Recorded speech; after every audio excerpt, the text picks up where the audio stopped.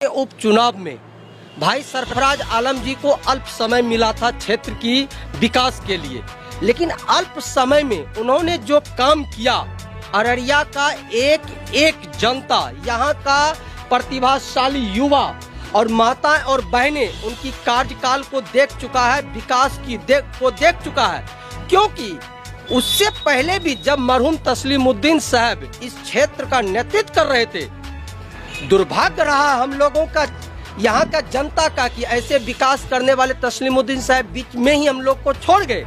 लेकिन उन्होंने ही जोगबनी से कलकत्ता और जोगबनी से दिल्ली जाने वाली 2 ट्रेन दी थी।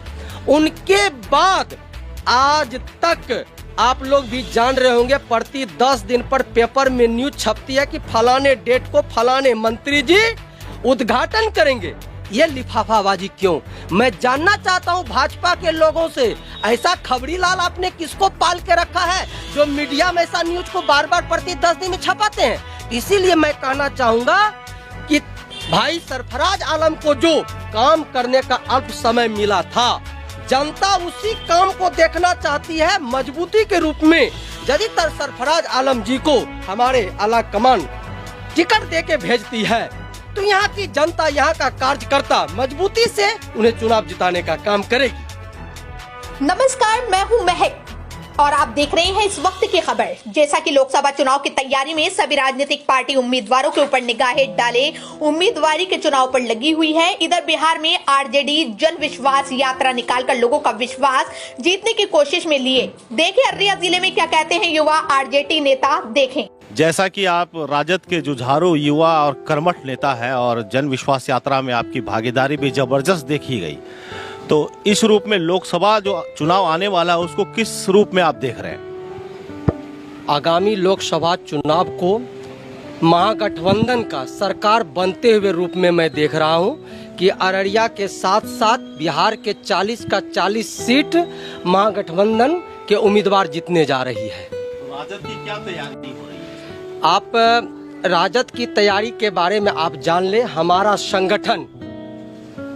जो संगठन है और यहाँ का जो कार्यकर्ता है, एक दिन की तैयारी नहीं करते हैं। यहाँ हमारे कार्यकर्ता 365 दिन जनता के हक और हकूक के लिए लड़ते रहते हैं, उनके बीच में रहते हैं और पार्टी का जो मेरा मजबूती से काम होता है उन्हें बताने का काम करते हैं। उम्मीदवार के विषय में आपका क्या राय है? उम्मीदवार के विषय में यही राय है कि हमारा जो भी उम्मीदवार होगा, हम लोग पार्टी के जो भी कार्यकर्ता है, हमारे पार्टी के जो भी वोटर है, वह उम्मीदवार से पहले छाप को देखती है, लालटेन छाप को देखता है, पार्टी को देखता है। बीते जो 5 साल बीते हैं सांसद के अररिया में बीजेपी सांसद के, इसके द्वारा जो किए गए काम है उसको आप क्या किस रूप में देखते हैं? काम हुआ है, संतुष्ट है? पिछला जो अभी संसदीय कार्यकाल जो बीती है, इस कार्यकाल में यहाँ के जो भी सांसद रहे, उन्होंने जनता के साथ सिर्फ धोखा किया, जनता को सिर्फ ठगने का काम किया।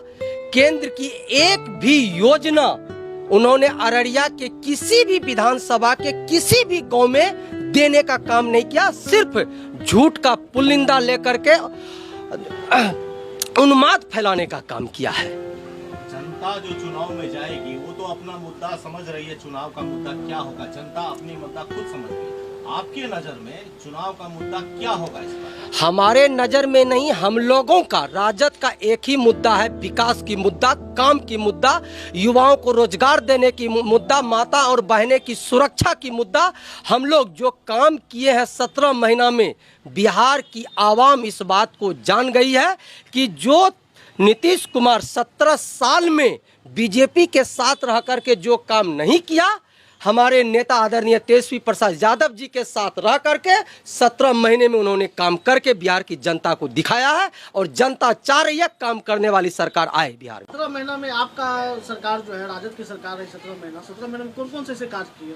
बिल्कुल, 17 महीने में तो सबसे पहले बात जान ले कि यहाँ के युवाओं में जो खास करके शिक्षक की बहाली है, वह कितना बहाली हुआ आपसे छिपा हुआ नहीं है।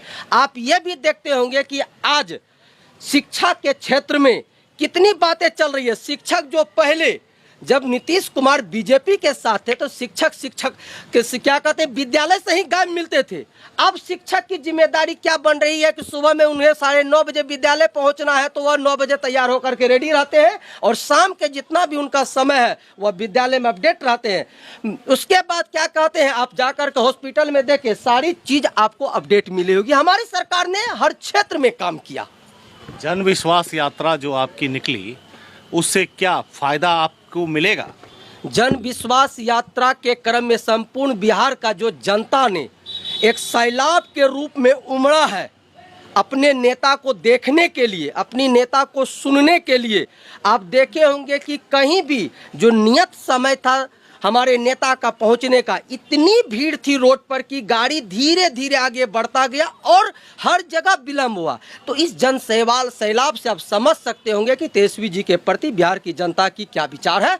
और ये जन सैलाब तेजस्वी जी के प्रति समर्पित है। उन्हें अपना बिहार का मुख्यमंत्री बनाएगी और बिहार के सभी सीट पर यहाँ के महागठबंधन को उम्मीदवार को जिताने का काम करेगी। क्या आप मानते हैं कि महागठबंधन के नेता लोकसभा चुनाव में जो है सरफराज आलम जी को ही टिकट मिलेगा?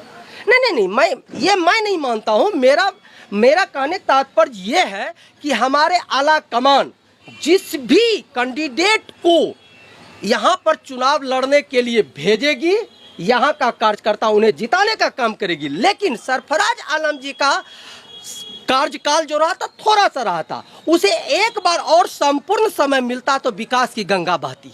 वर्ष 2014 में जब यूपीए की सरकार चले गई तो एनडीए की सरकार जब आई थी तो उस समय भारत के प्रधानमंत्री नरेंद्र मोदी ने जो कहा था कि सभी सांसद जो उस समय जो एक अपने गांव को जो गोद लेंगे। तो उस समय अररिया में बतौर सांसद सरफराज आलम जी रहे हुए थे। क्या उस गाँव का अब तक कायाकल्प हुआ? आप ये जान लीजिए 2014 के चुनाव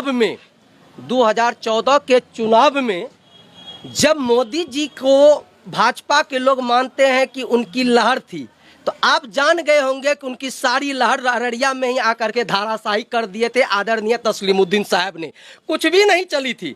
और तस्लीमुद्दीन साहब के बारे में मैंने बता दिया। उनके समय में जो आप एक गांव की बात करते हैं, हम संपूर्ण लोकसभा की बात करते हैं। आप एक गांव को देखते हैं, हम पूरे लोकसभा को देखते हैं। हम लोकसभा के एक एक गाँव का विकास करना चाहते हैं। दलित, शोषित, वंचित, दबे, कुचले सभी गाँव का हम लोग सोचते हैं। अंत में एक लाइन में कहना चाहेंगे, राजद मजबूती के साथ 2024 का लोकसभा लड़ने के लिए तैयार है। हमारा जो भी कैंडिडेट आएगा तेजस्वी जी के द्वारा, उनको हम लोग जिता के भेजेंगे। अमित पूर्वे, जिला अध्यक्ष, व्यावसायिक प्रकोष्ठ, राजद।